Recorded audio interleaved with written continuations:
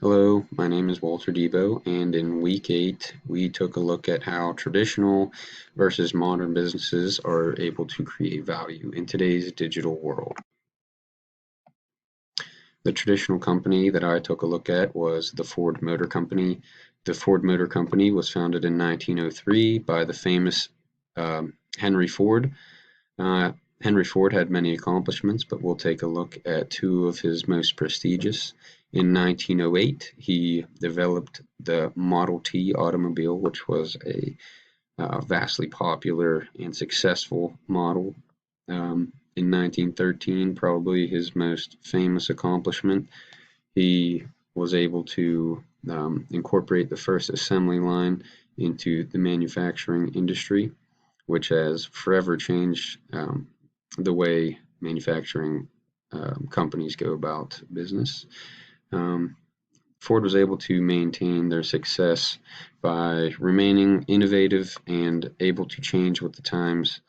This is evident by the fact that they did over $150 billion in sales just last year. For the modern company, we took a look at perhaps the most famous and well-known company of the day, and that is Amazon. Amazon was incorporated in 1994 by Jeff Bezos. Jeff Bezos, before his time at Amazon, was a Wall Street hedge fund manager. Um, Amazon began as simply a bookseller, but if you were ever to ask Bezos what Amazon was, he would tell you that Amazon was a technology company. He had much bigger plans for Amazon than just being a bookseller. Through 1996 to 1998, Amazon went through massive and rapid growth as they went from $15.7 million in revenue to over $600 million in just 2 years.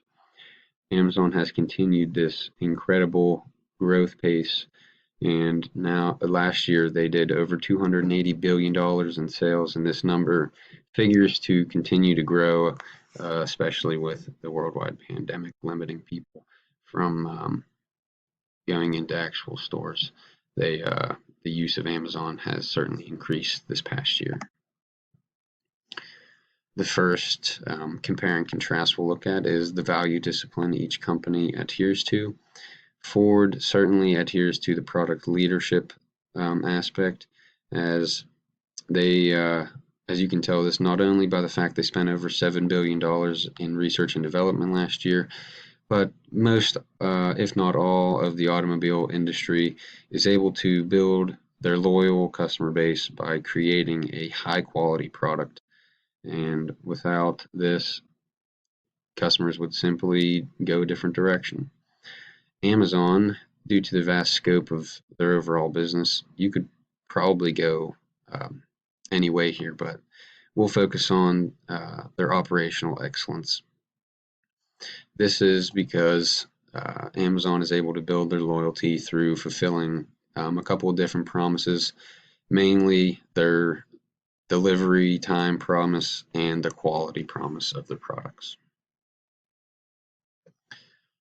Next, we'll compare and contrast the primary customers for each based on market segmentation values.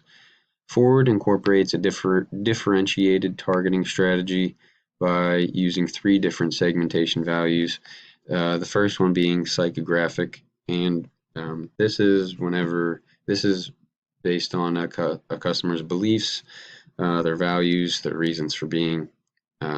Next, we'll look at demographic, which includes customers' age, their gender, income, specific details that make that person belong to a specific group. Geographic, which of course is simply their location. Amazon, meanwhile, incorporates a multi-segment and adaptive strategy where they do use the three of the same segmentations that Ford uses. However, Amazon also uses behavioral. Compare and contrast how each company builds relationships and loyalty with external customers. Ford has their loyalty program, which is called the Ford Pass program, which also has its own app, which of course you need in today's environment. Essentially, this rewards their customers for lead